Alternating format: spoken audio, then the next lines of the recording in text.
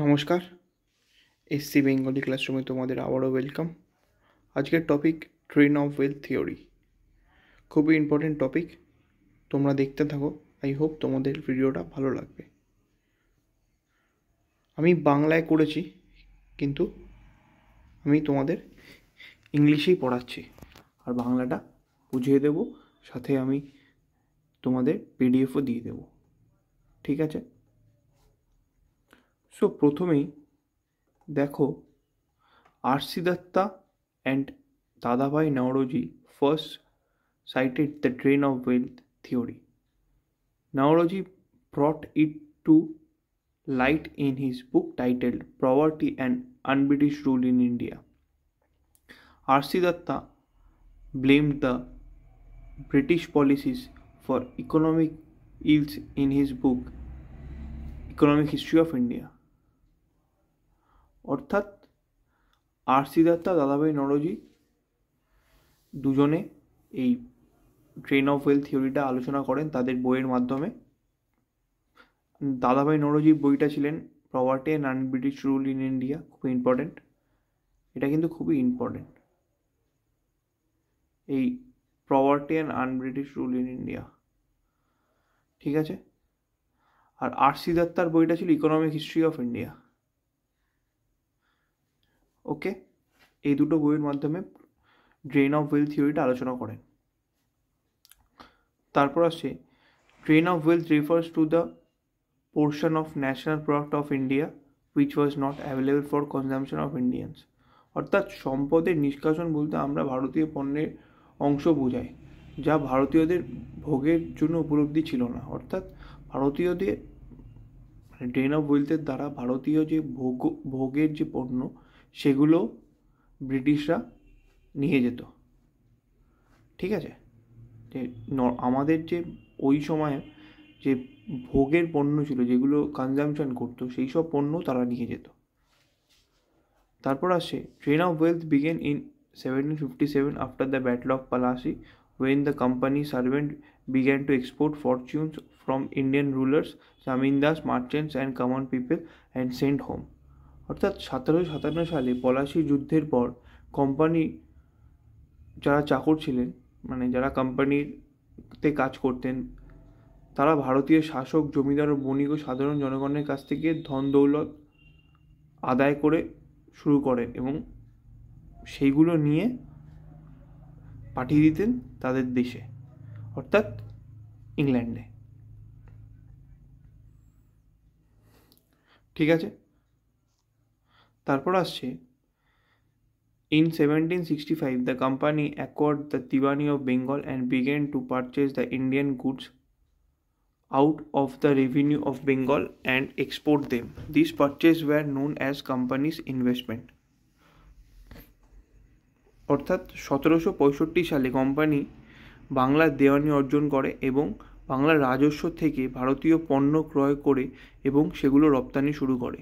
এই ক্রয়গুলি কোম্পানির বিনিয়োগ হিসেবে পরিচিত ছিল। ঠিক আছে? তারপর হচ্ছে duty free inland trade provide British merchants a competitive edge over their Indian counterparts. অর্থাৎ শুল্কমুক্ত অভ্যন্তরীণ বাণিজ্য ব্রিটিশ বণিকদের তাদের ভারতীয় সমকক্ষদের তুলনায় একটি প্রতিযোগিতামূলক প্রান্ত প্রদান করে। ঠিক আছে? মানে ভারতীয় যারা বণিক ছিল তাদের সাথে কম্পিটিশানে ব্রিটিশ মার্চেন্টদেরও একটা সুবিধা হয় কম্পিটিশান করার, কারণ তাদের ডিউটি ফ্রি ট্রেড হয়ে গেছে। ঠিক আছে? The actual drain as a part of the salaries and other incomes of the English officials and the trading fortunes of England merchants was even more. ইংরেজ কর্মকর্তাদের বেতন ও অন্যান্য আয় এবং ইংরেজ বণিকদের ব্যবসায়িক ভাগ্যের অংশ হিসেবে প্রকৃত ড্রেন ছিল আরও বেশি। Another form of drain of wealth was the home charges. There was the cost of the Secretary of State's Indian Office, East India Company's military adventures, cost of surprising the mutiny of 1857, and the compensation to the company shareholders, pensions to the British Indian officials and army officers, cost of army trainings, transport equipments and campaign outside India, and guaranteed interest on railways. অর্থাৎ সম্পদ নিষ্কাশন আরেকটি রূপ হলো home charge. এগুলো ছিল secretary of স্টেটের Indian অফিসের খরচ, ইস্ট ইন্ডিয়া কোম্পানির সামরিক অভিযান, 1857 সালে বিদ্রোহ দমন করার খরচ এবং কোম্পানিদের শেয়ার হোল্ডারদের ক্ষতিপূরণ, ব্রিটিশ ভারতীয় কর্মকর্তা ও সেনা কর্মকর্তাদের পেনশন, সেনা প্রশিক্ষণের খরচ, ভারতের বাইরে পরিবহন সরঞ্জাম এবং প্রচারাভিযান এবং রেলওয়েতে সুদ নিশ্চিন্ত করা। ঠিক আছে, এইভাবেও তারা সমস্ত ওয়েলথ তারা তাদের দেশে নিয়ে যায়। The Indian national Congress adopted a resolution to criticize the train of wealth in its annual session at Calcutta in 1896. The train of wealth stunted the growth of Indian enterprise and checked and retarded capital formation in India.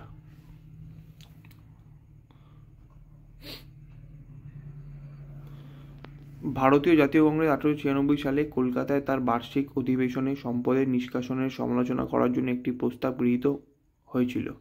সম্পদের নিষ্কাশন ভারতীয় এন্টারপ্রাইজের বৃদ্ধিকে স্তব্ধ করে দেয় এবং ভারতে পুঁজি গঠনে বাধা দেয়। অর্থাৎ এই তারা আমরা দেখতে পাচ্ছি যে ব্রিটিশরা কীভাবে ভারতের থেকে সমস্ত যে ওয়েলথ ছিল সেগুলো আস্তে আস্তে তাদের দেশে নিয়ে চলে যায়।